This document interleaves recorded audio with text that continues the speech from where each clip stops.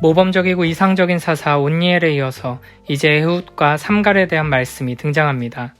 에훗과 삼갈은 온니엘과 다르게 이스라엘의 지도자가 될 만한 조건을 갖추고 있지 않았습니다. 우리는 에훗과 삼갈 이 두 사람의 사사를 통해 하나님께서 의외의 사람들을 들어 쓰신다는 것을 보게 됩니다. 먼저 12절부터 14절에서는 이렇게 말씀하십니다. 이스라엘 자손이 또 여호와의 목전에 악을 행하니라. 이스라엘 자손이 여호와의 목전에 악을 행함으로 여호와께서 모압 왕 에글론을 강성하게 하사 그들을 대적하게 하시매 에글론이 암몬과 아말렉 자손들을 모아 가지고 와서 이스라엘을 쳐서 종려나무 성읍을 점령한지라. 이에 이스라엘 자손이 모압 왕 에글론을 18해 동안 섬기니라. 아멘. 이스라엘은 또다시 여호와의 목전에 악을 행합니다. 이렇게 사사기에서는 이스라엘이 반복적으로 악을 행하고 하나님께서는 계속해서 구원의 은혜를 베풀어 주시는 장면이 등장합니다. 이번에 하나님께서는 모압 왕 에글론을 강성하게 하셔서 이스라엘을 대적하게 하십니다. 에글론은 암몬과 아말렉 자손들을 모아서 이스라엘을 공격합니다. 이에 이스라엘은 18년 동안 그의 압제 아래에서 고통당합니다. 이는 앞서 구산 리사다임에 의해 압제당한 8년보다 10년이나 더 긴 기간입니다. 우리는 12절의 주어가 하나님이라는 것을 항상 기억해야 합니다. 이 모든 일은 여호와 하나님께서 주권적으로 행하시는 일이라는 것입니다. 하나님께서는 자신에게 악을 행한 이스라엘을 징벌하시며 동시에 하나님이 아닌 다른 신을 섬기고 다른 왕을 섬기면 얼마나 고통스럽고 힘든지를 경험하게 하시는 것입니다. 15절부터 18절에서는 이스라엘이 여호와께 부르짖는 모습이 등장합니다. 이스라엘 자손이 여호와께 부르짖음에 여호와께서 그들을 위하여 한 구원자를 세우셨으니 그는 곧 베냐민 사람 게라의 아들 왼손잡이 에훗이라. 이스라엘 자손이 그를 통하여 모압 왕 에글론에게 공물을 바칠 때 에훗이 길이가 한 규빗 되는 좌우의 날선 칼을 만들어 그의 오른쪽 허벅지 옷 속에 차고 공물을 모압 왕 에글론에게 바쳤는데 에글론은 매우 비둔한 자였더라. 에훗이 공물 바치기를 마친 후에 공물을 메고 온 자들을 보내고 아멘. 오랜 세월 에글론에 의해 압제를 당하던 이스라엘은 여호와께 부르짖습니다. 역시나 참된 회개의 모습은 아니지만 하나님께서는 이스라엘의 부르짖음을 무시하지 않으시고 에훗이라는 사람을 이스라엘을 위한 한 구원자로 세워주십니다. 에훗은 첫 번째 사사 온니엘과 대조되는 인물입니다. 온니엘은 유다 지파 사람이었는데 에훗은 베냐민 지파 출신입니다. 온니엘은 바른 믿음으로 승리를 경험하고 갈렙의 딸을 얻었던 사람이지만 에훗은 모압 왕 에글론에게 공물을 바치는 일을 하는 사람이었습니다. 무엇보다 에훗의 중요한 특징은 그가 왼손잡이였다는 것입니다. 베냐민이라는 이름의 뜻이 오른손의 아들인데 그 지파 출신 중에 왼손잡이인 사람을 하나님께서는 이스라엘의 구원자로 부르신 것입니다. 여기서 왼손잡이라는 말은 직역하면 오른손에 제약이 있다, 오른손에 장애가 있다는 뜻입니다. 고대 사회에서 오른손을 쓰지 못하는 사람은 아무것도 제대로 할 수 없는 사람으로 여겨졌습니다. 성경에서도 고대 사회의 이런 인식을 반영해 오른손은 힘과 능력을 상징하고 바르고 좋은 것을 나타내는 데 사용되었습니다. 이렇게 에훗은 이스라엘의 지도자다운 면모를 다 갖추고 있던 온니엘과 다르게 그 누구도 지도자가 될 수 있는 사람이라고 여기지 않을 만한 조건들을 갖추고 있었습니다. 그러나 하나님께서는 이런 에훗을 이스라엘을 위한 한 구원자로 세우십니다. 그는 모압 왕 에글론에게 공물을 바치러 가면서 길이가 한 규빗 되는 좌우의 날선 칼을 만들어 오른쪽 허벅지 옷 속에 차고 갑니다. 아마도 에훗이 오른손을 제대로 사용할 수 없는 처지였기 때문에 아무도 그가 무기를 휘두를 수 있다고 생각하지 않았고 그래서 특별히 검문을 받거나 의심을 받지 않고 옷 속에 칼을 숨길 수 있었던 것 같습니다. 17절에서는 에글론을 매우 비둔한 자라고 표현합니다. 이는 몸집이 크고 뚱뚱하다는 것인데 고대 사회에서 몸집이 크고 뚱뚱한 것은 부요함과 강력한 힘을 상징했습니다. 19절부터 23절에서는 공물을 바치는 일이 끝나고 에훗이 다시 돌아와 왕을 죽이는 장면이 등장합니다. 자기는 길갈 근처 돌 뜨는 곳에서부터 돌아와서 이르되 왕이여 내가 은밀한 일을 왕에게 아뢰려 하나이다 하니 왕이 명령하여 조용히 하라 하매 모셔 선자들이 다 물러간지라. 에훗이 그에게로 들어가니 왕은 서늘한 다락방에 홀로 앉아 있는 중이라. 에훗이 이르되 내가 하나님의 명령을 받들어 왕에게 아뢰릴 일이 있나이다 하매 왕이 그 좌석에서 일어나니 에훗이 왼손을 뻗쳐 그의 오른쪽 허벅지 위에서 칼을 빼어 왕의 몸을 찌르매 칼자루도 나를 따라 들어가서 그 끝이 등 뒤까지 나갔고 그가 칼을 그의 몸에서 빼내지 아니하였으므로 기름이 칼날에 엉겼더라.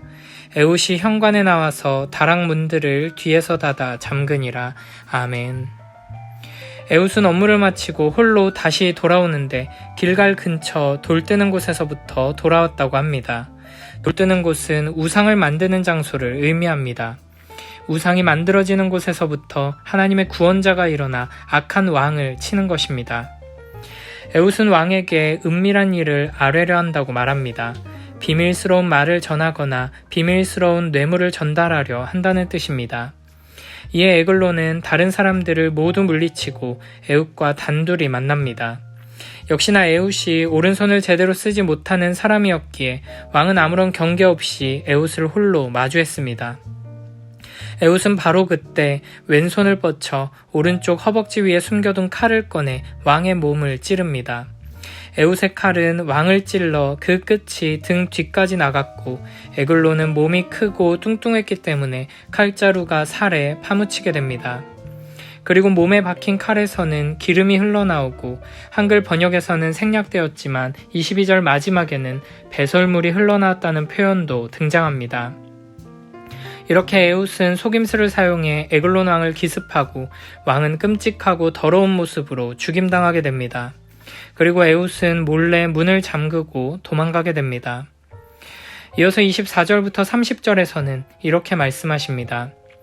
에훗이 나간 후에 왕의 신하들이 들어와서 다락문들이 잠겼음을 보고 이르되 왕이 분명히 서늘한 방에서 그의 발을 가리우신다 하고 그들이 오래 기다려도 왕이 다락문들을 열지 아니하는지라 열쇠를 가지고 열어본즉 그들의 군주가 이미 땅에 엎드려져 죽었더라. 그들이 기다리는 동안에 에훗이 피하여 돌 뜨는 곳을 지나 스이라로 도망하니라. 그가 이르러 에브라임 산지에서 나팔을 불매 이스라엘 자손이 산지에서 그를 따라 내려오니 에훗이 앞서가며 그들에게 이르되 나를 따르라. 여호와께서 너희의 원수들인 모압을 너희의 손에 넘겨주셨느니라 하매 무리가 에훗을 따라 내려가 모압 맞은편 요단강 나루를 장악하여 한 사람도 건너지 못하게 하였고 그때 모압 사람 약 10,000명을 죽였으니 모두 장사요 모두 용사라. 한 사람도 도망하지 못하였더라. 그날의 모압이 이스라엘 수하에 굴복하매 그 땅이 80년 동안 평온하였더라. 아멘. 에훗이 나간 후에 왕의 신하들이 다가옵니다. 하지만 신하들은 문을 열고 들어가지 않고 왕이 서늘한 방에서 그의 발을 가리우신다고 생각합니다. 여기서 그의 발을 가리운다는 것은 용변을 보고 있다는 뜻입니다. 아마도 몸을 관통한 칼을 타고 흘러나온 배설물의 냄새를 맡고 신하들은 그렇게 생각한 것 같습니다. 하지만 오래 기다려도 왕이 나오지 않자 신하들은 열쇠를 가져와 문을 열고 들어가고 그곳에서 이미 죽어있는 왕을 발견하게 됩니다. 이렇게 시간이 지체되는 동안 에훗은 도망가고 에브라임 산지까지 가서 나팔을 불며 이스라엘 백성들에게 소식을 전합니다. 그리고 모압을 공격해 무너뜨립니다. 이를 통해 이스라엘은 80년 동안 평온하게 됩니다. 앞서 온니엘의 경우에는 40년 동안 평온했는데 이번에는 그 2배인 80년 동안 2세대 동안 평안을 누리게 됩니다. 평안하다는 것은 단순히 외적의 침입이 없었다는 것을 넘어서 이스라엘 백성들이 하나님을 바르게 섬기며 말씀대로 순종했다는 것을 보여줍니다. 에훗이 보여주는 이야기는 거룩하고 아름다운 이야기와는 거리가 멉니다. 오른손을 제대로 쓰지 못해 무시당하는 한 사람과 그를 전혀 경계하지 않는 어리석은 사람들, 죄악과 탐욕에 비대해진 왕, 그리고 속임수와 피, 그리고 배설물, 이 더럽고 추악한 이야기는 우리가 매일 마주하고 있는 이 더럽고 추악한 이 세상의 역사 속에서도 여전히 하나님께서 그 뜻을 이루어 가신다는 것을 보여줍니다. 에훗은 온니엘과 달리 영적으로 완벽한 사람이라고는 할 수 없습니다. 하지만 그런 에웃을 통해서 하나님께서는 하나님의 백성들을 보호하십니다.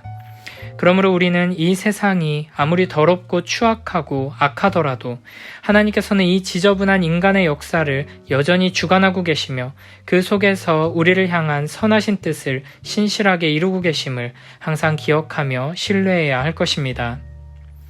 이어서 31절에서는 아주 짧게 사사 삼갈에 대한 말씀이 이어집니다.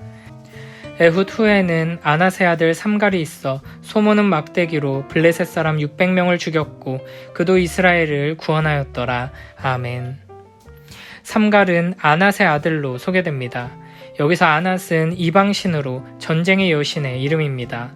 삼갈이라는 이름 또한 히브리식 이름이 아닙니다. 그러니까 삼갈은 이방인 출신으로 이방신을 섬기던 사람이었는데 여호와 신앙을 가지게 되고 이스라엘 사람이 되었습니다. 삼갈 또한 에훗처럼 외적인 조건으로 보자면 이스라엘을 구원할 사사가 될 만한 사람으로 보이지 않았습니다. 그러나 하나님께서는 이런 이방인 출신 삼갈을 이스라엘의 구원자로 삼으셨습니다. 게다가 삼갈은 날카로운 칼이나 커다란 창이 아니라 소모는 막대기로 블레셋 사람들을 물리칩니다. 이스라엘 백성들은 철병거를 가진 족속들이 있어 땅을 차지하지 못했다고 말했습니다.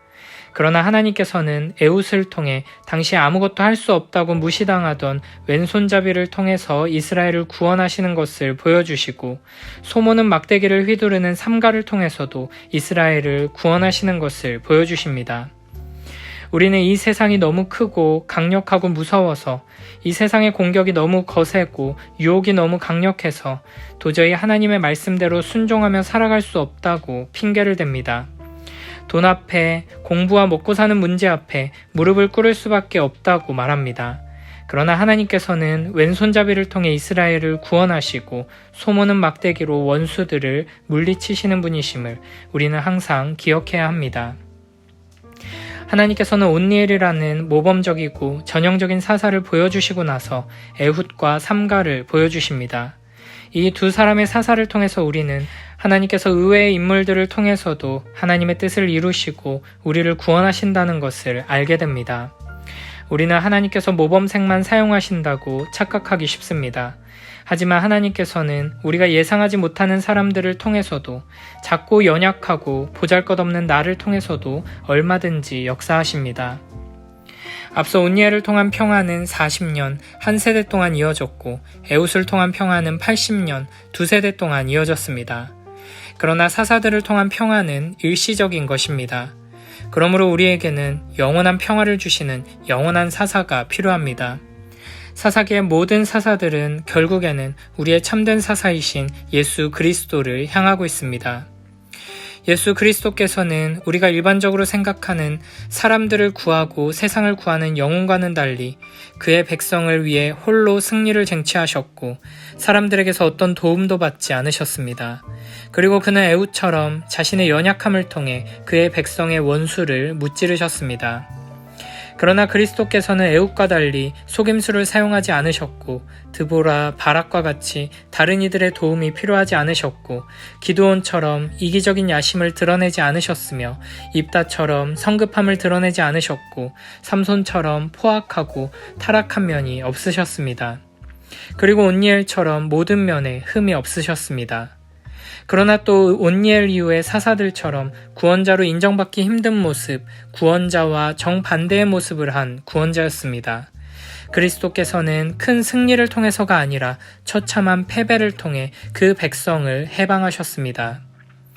우리의 참된 사사, 영원한 사사이신 예수 그리스도를 믿고 의지하는 자들은 참되고 영원한 평안을 누리게 될 것입니다.